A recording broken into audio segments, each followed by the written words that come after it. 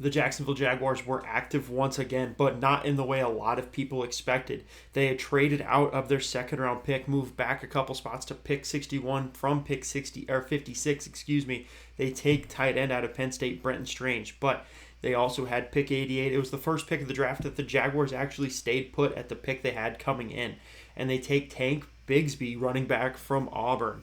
Now, you can't win games playing defense. At the end of the day, you have to put points on the board. And is this Doug Peterson's plan? Is his plan just being like, hey, we're going to go out there, we're going to try to put 35, 40 points on the board, 9, 10 times out of the year, and we're just going to try to outscore everyone we come across, because there's still a need at pass rush. There's still a need potentially at the corner slot, unless they expect Trey Herndon to fill into that role.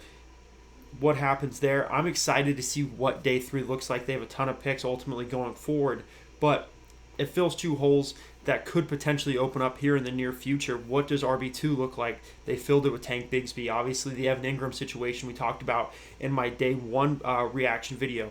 There's a ton of people that are going to be coming up in 2023 or 2024 following 2023 that are going to want massive deals. There's multiple people that are going to be flirting with a $20 million price tag, and that's not including Trevor Lawrence. You get 2 more people, you can fill 2 more roles, you can supplement an offense that is already expected to be one of the more dangerous offenses in the NFL.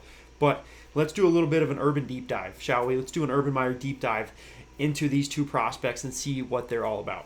Now, like I talked about, the fact that Brenton Strange wasn't very prominently talked about for the Jaguars. There was nowhere, he wasn't on the radar at all. He didn't take a top 30 visit. I don't believe they met with him any important times. It was never reported that the Jaguars met with Brenton Strange. And it's a common theme amongst all the draft sites saying this guy, he could develop into a good quality pass catching tight end. He just didn't get the work at Penn State to do that. Ultimately, he wasn't featured in the Nittany Lions offense.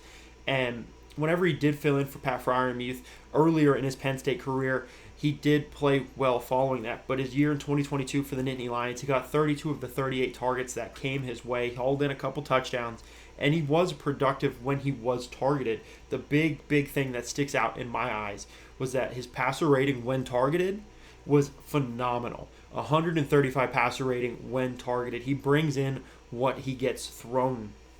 Now, ultimately, PFF did say, he's a very willing run blocker. He just struggles to find the work.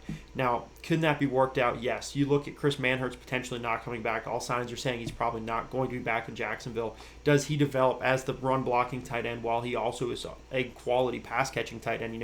Chris Manhertz really wasn't a great pass-catching tight end. Yes, he caught Trevor's first touchdown, but at the end of the day, he wasn't prominently featured in the passing game. Now he's joining a receiving room that is loaded. There's going to be a lot of open mouths that are going to want to be fed, but they're probably not going to get the touches and the targets that they want to see. It comes down to the fact that he is also a bigger tight end than Evan Ingram as well. He's taller than him, and he weighs about 20 more pounds. So yes, he could develop that run blocking skill very quickly. I think let the Jaguars tight end coach get his hands on him, start developing that, and then also let's nurture and foster that pass catching that we saw at Penn State. Let's get something out of him, because at the end of the day, he was a second round pick, and he's going to have to come in and make an impact in one way or another. Now let's talk about Auburn running back that's coming to the Jaguars from pick 88, Tank Bigsby. Tank Bigsby was the bell cow behind a poor Auburn Tigers offensive line last year in 2022, but still put up 10 touchdowns, flirted with 1,000 yards, and he had one of the best yards after contact in all of the major conferences in college football.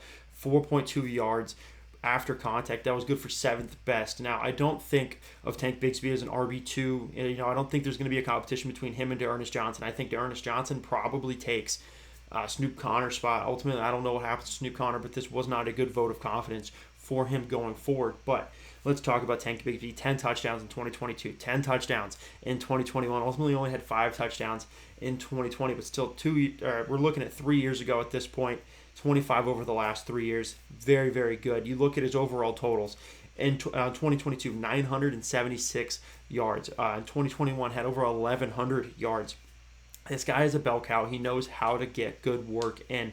And at the end of the day, that is something that the Jaguars need. Somebody that can take touches off of Travis Etienne, give them both longevity, but then also have that 1-2 punch, because where Etienne lacks in the I'm just going to run right through you, that is where Tank Bigsby comes in. He is a man among boys sometimes on the football field. He runs through you, but at the same time can make you miss in the open field. I absolutely think it's kind of a RB1B as opposed to an RB2 here in Jacksonville. It's going to be a great two-headed monster. Like I talked about at the beginning, score more points than the opponent. That's how you win the game. That's basic sports. And the Jaguars are continuing to add pieces that will help them score more points, despite the fact that they had a massive jump in their 2021 to 2022 numbers. Expect another big jump from 2022 to 2023, adding Calvin Ridley, adding Brenton Strange, adding Tank Bigsby. They're adding a ton of pieces to this Jaguars offense. I'm very, very excited to see what day 3 holds. Hopefully they don't make all 10 picks. I don't want to see 13 people in this draft class. I think that's just way too many. They reportedly tried to get back up into the third round. The numbers weren't making sense. So ultimately they didn't move back up into the third. But at the end of the day, they have a ton of day 3 capital. They have 10 picks. Do something with them. Add some nice pieces to this Jaguars roster. Please don't make 10 selections today. Let me know what you guys think down below in the comment section. What do you grade these 2 picks? Ultimately, they ignored kind of the defensive needs. They went kind of a little bit of a luxury with the Tank Bigsby pick. It was a good value, but still at the end of the day, a bit of a luxury. I'm going to grade it kind of a B, B-. But at the end of the day, I think overall draft grade through the day 1 and day 2 periods, I'm going to go B+. I really liked Anton Harrison, but they did ignore the needs in day 2. Let me know what you guys grade this portion of the draft. And as always, stay safe and go Jaguars. You can't have a newcomer come in and steal a show. Yeah, I just work here.